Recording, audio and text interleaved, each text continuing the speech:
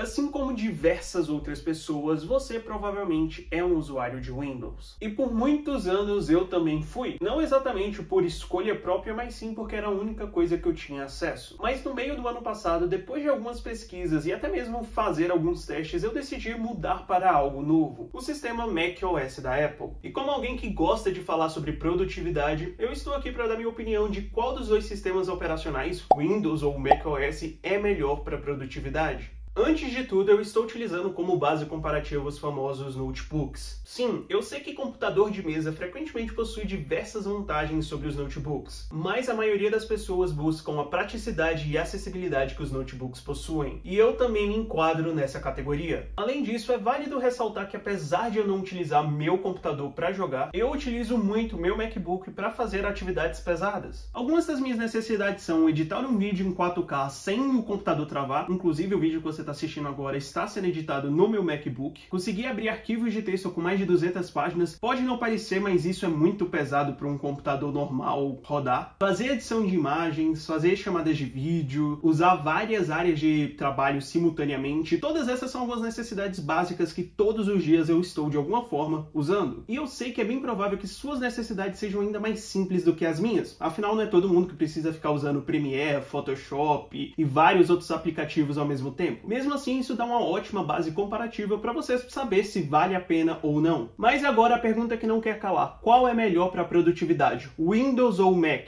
E logo de cara, no início desse vídeo mesmo, eu preciso dizer que são os computadores da Apple. Isso porque, diferente do Windows, que sempre teve uma proposta de ser algo um pouco mais universal, a Apple sempre se concentrou em um produto mais nichado e focado em um público que exige produtividade. Eu não estou dizendo que todos os computadores com o sistema operacional do Windows ou Mac OS se enquadram nisso, porém, majoritariamente é essa a experiência que eu tenho. Um bom exemplo disso acontecendo é o próprio ecossistema que os aparelhos da Apple estão inseridos. Se você tem um iPhone e utiliza o sistema operacional do macOS, você tem várias vantagens como a rápida transferência de arquivos através do AirDrop, possibilidade de copiar algo no computador e depois colar no seu celular. Eu sei que parece algo pequeno, mas é algo que faz muita diferença. Você consegue utilizar a sua câmera do seu iPhone como uma espécie de webcam quando estiver fazendo uma chamada de vídeo. Você tem uma incrível conectividade entre os aplicativos da Apple e várias outras coisinhas que são bem interessantes e contribuem para o panorama geral. Agora, quanto a uma comparação física entre os notebooks que tem o macOS e os notebooks que tem o Windows, uma das primeiras coisas que eu preciso observar é a questão do trackpad, aquele quadradinho que fica no meio do computador e funciona como uma espécie de mouse. E sendo bem honesto, eu nunca vi um usuário do Windows utilizando aquilo ali por vontade própria. Isso acontece por um motivo. Diferente dos computadores da Apple, aquele trackpad que fica nos computadores do Windows frequentemente é uma porcaria. Quanto à minha experiência, desde o momento em que eu mudei para o meu MacBook, eu não consegui mais usar um mouse normal. Literalmente, tudo que eu faço hoje em dia, eu tendo a preferir muito mais fazer com um trackpad do que utilizar um mouse. Isso porque o trackpad da Apple é simplesmente incrível e também faz uma das coisas mais indispensáveis para a produtividade. Ele te ajuda a poupar tempo. Quanto aos processadores do seu notebook, que são basicamente o que vai determinar a velocidade, talvez a potência do seu computador, os novos chips da Apple, o M1 e o M2, são simplesmente incríveis. E eu sei que até pode parecer que eu tô puxando muito o saco pra Apple, mas quando você consegue editar um vídeo em 4K sem travar em um notebook, você simplesmente se apaixona por ele. Mas, mesmo a Apple sendo incrível, nem tudo é perfeito. E agora eu vou falar quanto ao principal problema da Apple. E é ao contrário do que você deve estar pensando nesse exato momento, eu não vou reclamar da bateria. Muito pelo contrário. A bateria do MacBook M1 é simplesmente a melhor bateria que eu já vi. Isso porque eu consigo utilizar esse computador o dia inteiro. São mais de 7 horas de tela ligada, como a imagem tá aparecendo aqui para você. E mesmo assim ainda sobra bateria. O verdadeiro e maior problema da Apple, na verdade, são os preços. Infelizmente, eu e você vivemos em um país onde a nossa moeda é extremamente desvalorizada e existe um gigantesco peso nos puxando para baixo o tempo inteiro. Os famosos impostos. Eu tô falando isso porque cerca da metade do valor de qualquer produto da Apple que você consiga comprar no Brasil, na maioria das vezes são simplesmente impostos e os custos relacionados a eles. E, infelizmente, isso cria uma gigantesca barreira para a maioria dos brasileiros conseguirem ter um aparelho da Apple. Então é realmente a Apple o melhor sistema para produtividade? Como eu falei, os computadores da Apple são bem caros. Você mesmo pode olhar o preço mais ou menos de quanto custa um MacBook igual ao meu o M1 na Amazon, o link tá na descrição, mas ele tá custando por volta de R$8.000. Mas querendo ou não, essa foi a melhor aquisição que eu fiz em 2022. Inclusive, algo que um seguidor me lembrou quando eu publiquei um texto fazendo essa comparação entre o Windows e macOS, é que para você montar um computador com o mesmo desempenho de um MacBook M1 ou MacBook M2, você teria que gastar bastante. Muito provavelmente mais do que o preço que custa um MacBook. Acredite ou não, mas mesmo com todos os impostos e todas as outras coisas, a Apple ainda tem o melhor computador com custo-benefício possível. Então, se você está pensando em mudar de sistema operacional e tem condições para isso, dê preferência ao Mac com os novos chips M1, M2 ou M3 se já tiver lançado quando você assistir esse vídeo. Espero que você tenha curtido e que esse vídeo tenha feito sentido para você. E deixa aí nos comentários sua experiência com Mac ou Windows com relação à produtividade.